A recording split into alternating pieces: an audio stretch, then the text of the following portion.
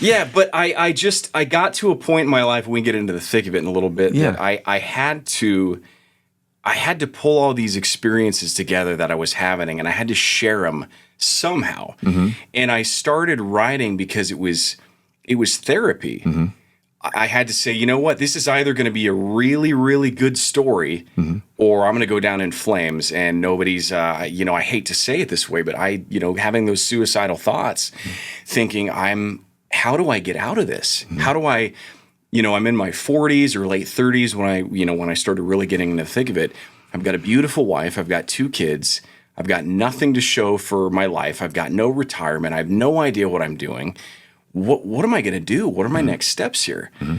And so I knew that if I start putting this down on paper, well, for one thing, I can reflect on it later, which I think is pretty interesting, because it's so therapeutic when you put your thoughts down and then you go back and read it again and say, yeah, that's what I was thinking. That's what I was feeling, because you can get the emotion out really quick and write whatever you want. And then you can go back and edit it later, but you can look and say, yeah, wow, I remember feeling that. I remember thinking that. Now I don't feel that way. Well, why don't I feel that way? Well, because I did all these things. But when I did, oh man, interesting. But were you writing these things as you were feeling the feelings, or was it therapeutic, like after you made it through and after you went through your obstacles and your challenges and the trauma that you did? Right. Like, is that when you wrote it, or as you were going through these things, you're like, man, this is going to be my coping mechanism? Like, did you think that, or did people always, your entire life, say, Stephen, you've done so much, you've had so many experiences, you should write a book? Definitely not the latter. No, definitely not the latter. It was when I started writing, I'd experienced enough hurdles that I'd gone through with changing careers and trying to figure out, what the heck to do, that I said, well, I'm going to recap everything for a couple of years worth. And then once I got to the point where I said, okay, well, now I've recapped everything, but now what do? I don't have a success to end this book yet. I'm still broke. I wasn't even on food stamps when I started writing it. Then we'll get into that. But I got to the point, I'm like, well, now what do? It's not a finished book. I don't have a happy ending here. I don't have any successes to give anybody. So I have to keep writing. There has to be a point where it stops. And how long is this going to take? Is it going to take a year? 2 years, 5 years? Am I ever going to finish it? Yeah. Because until I get to some place where I feel like I can share this with the world now, I can give somebody this information or these steps that I've gone through, that somebody can read it and say, okay, wow, that guy went through a lot of garbage, but look where he is now, and I have the full picture. Because you hear about a lot of guys that are successful, whether they're investors or, sports heroes, whatever, and they talk about the starting. They talk about maybe when they were in high school, if they were a sports guy, or college, or investors when they were broke. And then they talk about when they're really wealthy, but they don't give you the in-between, because nobody wants to really hear about that. Well, and everybody wants to see the end result. Right now, exactly. And not only that, but it's like, that's the sad thing, is that that everyone just sees the successes. And no one knows the pain and the time and the sacrifice, the opportunity cost that got that person there. And so absolutely, I love that, and that resonated with me within your book and within your story when we had conversations. It's like, that's the other thing, is that I want people to know and hear that it's when you've achieved something, or when you have experienced something, that there was a path to get there, right? Whether that's a negative experience or a challenge, or it's the greatest achievement of all time, right? And it's like, there is a path there. And to understand that you're not alone, you're not the only person who's ever gone through that, is eye-opening to a lot of people. It's empowering for somebody that might be thinking, this is it, I'm the only one that's dealing with these struggles. There's a lot of people dealing. In fact, everybody deals with struggles. And so I realized when I continued to write, I thought, well, I'm not going to just go experience a month and then go back and try to recap it.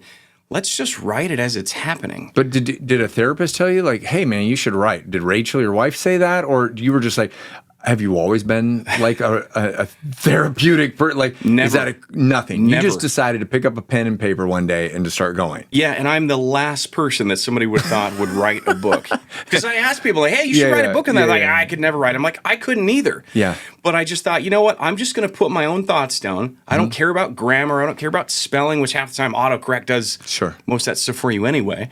But I thought, you know what? I'm just going to date the day, whatever happened that day, as long as it was enough of an event or a feeling or an experience where I could say, you know what, somebody might be able to relate to this. So hold on.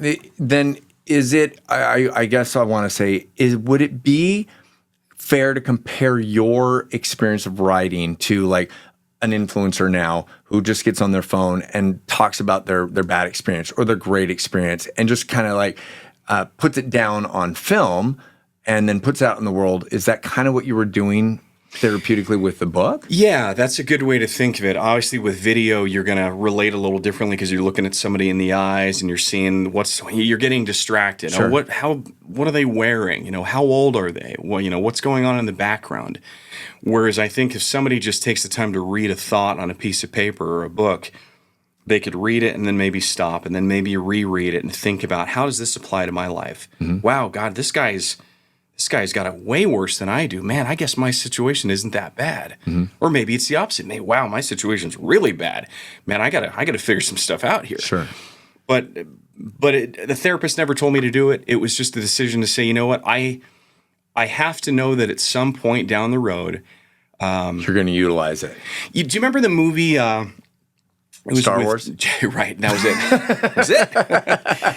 Close. It was in space. It was George Clooney and Sandra Bullock. It was Gravity. Gravity. Do you remember that? Uh-huh.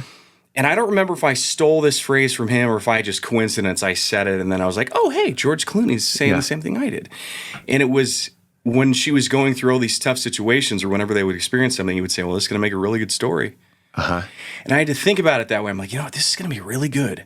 Especially if I can get to a really successful place in my life, this is going to be really, really good. Because I've never, ever read a book, ever, in my life that I could open it up and read the entry that the person was thinking and feeling that day for whatever they were going through and say, wow, that's what they were thinking on April 4th or August 4th, 2015. Whoa, okay, well, what was life like? That was almost, wow, what is today? Right. Is today the 4th?